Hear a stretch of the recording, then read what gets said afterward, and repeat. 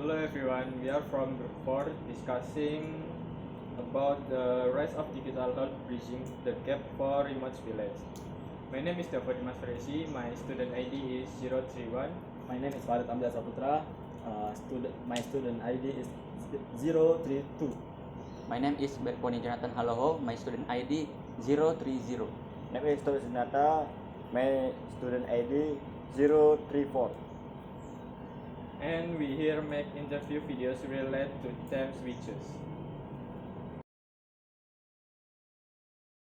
Hi, thank you so much for adhering to this short interview. I am Farid Amjad Saputra for the Faculty of Engineering and Vocational Students, and I am currently working on the project on digital healthcare. Before I begin, could you please introduce yourself and what faculty you're from? Okay, thank you everyone. Introduce myself, my name is Dewi Rada Chandari. Everyone call me Rada. I'm from medicine faculty. I'm just curious to hear your thought and experience on using online or mobile healthcare service. It only takes a few minutes, and your answer will be very helpful. So we get started. One, how effective is digital health in reaching remote population? Menurut saya, bagaimana keefektifan dari digital health atau kesehatan digital pada daerah terpencil itu menurut saya masih kurang. Seperti yang kita ketahui, kesehatan digital itu kan bagaimana informasi dan teknologi untuk mengakses sumber-sumber tentang kesehatan. Nah, di mana kalau kita terapkan di daerah terpencil itu bisa dibilang sangat kurang. Kenapa? Karena mereka yang ada di daerah terpencil akan sulit untuk mengakses karena seperti yang kita ketahui jaringan untuk di daerah terpencil kan sangat sedikit, sangat kurang lah, bisa tidak merata dengan daerah yang sudah maju atau sudah terintegrasi teknologi atau terintegrasi jaringan seperti itu. Jadi menurut saya masih kurang untuk pemerataannya. What are the biggest obstacles in implementing digital health solution in rural areas? Untuk bagaimana bisa diulangi? What are the biggest obstacles in implementing digital health solution in rural area?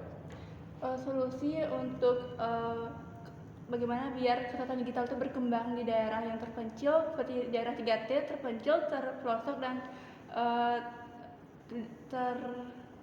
terpelosok dan juga tertinggal. Jadi menurut saya itu kita harus menerapkannya pada pemerintah, karena jika kita bergerak sendiri itu rasanya sudah tidak mungkin kan. Pasti kita harus dari yang tertinggi dulu atau paling atas, yaitu pemerintah. Bagaimana pemerintah bisa memeratakan jaringan dan juga teknologi yang ada di daerah-daerah terpencil, karena dengan adanya jaringan dan juga teknologi daerah terpencil itu bisa memberikan mereka akses tentang kesehatan di bidang digital. Jadi jika sudah dari pemerintah, lanjut ke bagaimana lembaga-lembaga kesehatan bergerak atau bertindak seperti Kemenkes, BPOM itu bisa secara menyebar atau merata ke daerah-daerah yang terpelosok itu untuk memberikan edukasi atau sosialisasi tentang digital health. Jadi mereka tidak perlu langsung ke sumbernya langsung, jadi bisa mengaksesnya melalui perangkat atau mobile. Jadi lanjut ke kalau sudah ke tahap sosialisasi dan edukasi, lanjut ke diri sendiri atau individunya itu. Bagaimana dia bisa mengakses informasi dan juga sumber-sumber yang terpercaya tentang kesehatan. Jadi bagaimana dia bisa memilah-milah informasi itu. How can local government or NGOs support digital health development? Bagaimana pemerintah bisa mengembangkan literasi digital itu? Yeah. Pemerintah daerah atau LSM dapat mendukung pengembangan layanan kesehatan digital. Menurut saya bagaimana LSM atau pemerintah itu kan udah jelaskan di pertanyaan kedua, hampir menyentuh lah pertanyaan kedua itu jawabannya. Jadi seperti kita harus membuat regulasi. Menurut saya regulasinya itu pemerintah harus lebih ketat dan juga lebih tegas bagaimana penyebaran agar jaringan itu lebih merata seperti itu, dan juga memberikan keadilan juga untuk semua warga untuk bisa mengakses hal itu, seperti menyediakan aplikasi dan juga mungkin seperti edukasi secara merata melalui video. Jadi kan kita nggak perlu langsung ke daerah yang terpencil kan, kita bisa memberikan video-video itu ataupun memberikan akses aplikasi yang terpercaya yang sudah di-approve oleh Kemenkes atau juga badan-badan kesehatan yang ada di Indonesia. Thank you. What training or resources are needed for healthcare workers in remote areas? Bahasa Indonesia. Pelatihan atau sumber daya apa yang dibutuhkan tenaga kesehatan di daerah terpencil? Oke, jadi kan ini udah masuknya ke digital health kan. Yes. Bagaimana dia itu bisa lembaga kesehatan bisa menyentuh di daerah yang terpencil. Yeah. Gitu. Oke, jadi bagaimana lembaga kesehatan itu bisa menyentuhnya? Pastinya dengan memberikan edukasi juga, sosialisasi juga. Itu ujung-ujungnya akan seperti itu, karena jika kita tidak menyentuh daerah yang terpencil itu, kita tidak tahu kondisi mereka atau keluhan mereka itu seperti apa. Jadi bagaimana bisa mereka menerima informasi tentang digital kesehatan, bagaimana penggunaannya, bagaimana cara memilah informasinya, bagaimana juga cara memakainya di saat situasi yang gawat darurat. Misalnya kita panas, kita nggak tahu obatnya apa, kita bisa searching di aplikasi atau di website yang sudah terpercaya. Jadi bagaimana caranya biar warga yang tinggal di daerah terpencil itu sudah bisa mengakses aplikasi atau website tersebut agar tidak tertinggal jauh oleh masyarakat yang ada di daerah atau kota-kota atau daerah yang sudah besar. In your opinion, how can data privacy and digital literacy be improved in these communities? Oke, bagaimana kerahasiaan atau privasi data pasien itu terjamin pada literasi digital ini? Jadi menurut saya bagaimana sebenarnya ini sangat rawan menurut saya, karena data pasien itu kan kalau aku sebagai mahasiswa kesehatan sudah diberikan tentang etikpro atau etika profesional. Jadi bagaimana kita menjaga kerahasiaan pada pasien atau data pasien.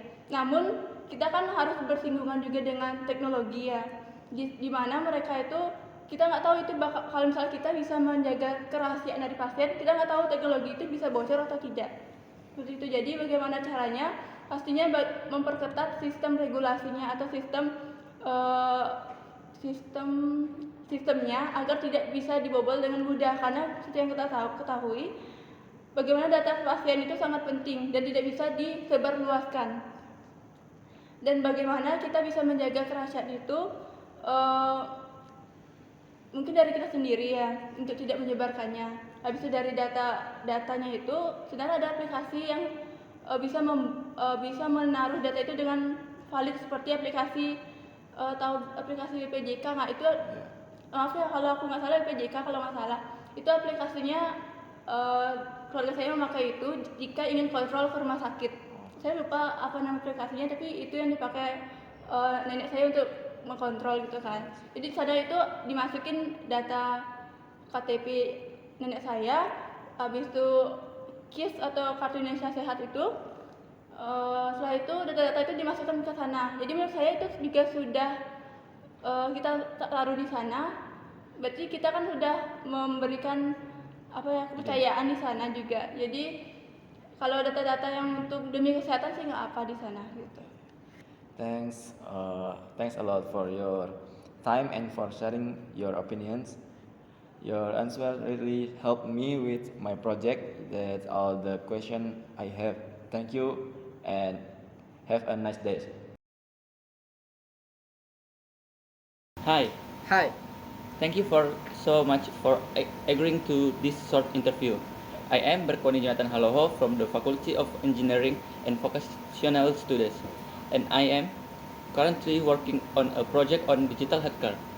Because I'm begging, could you please introduce yourself and what faculty you're from?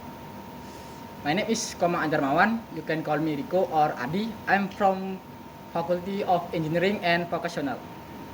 I am just curious to hear your thoughts and experience on using online or mobile healthcare service.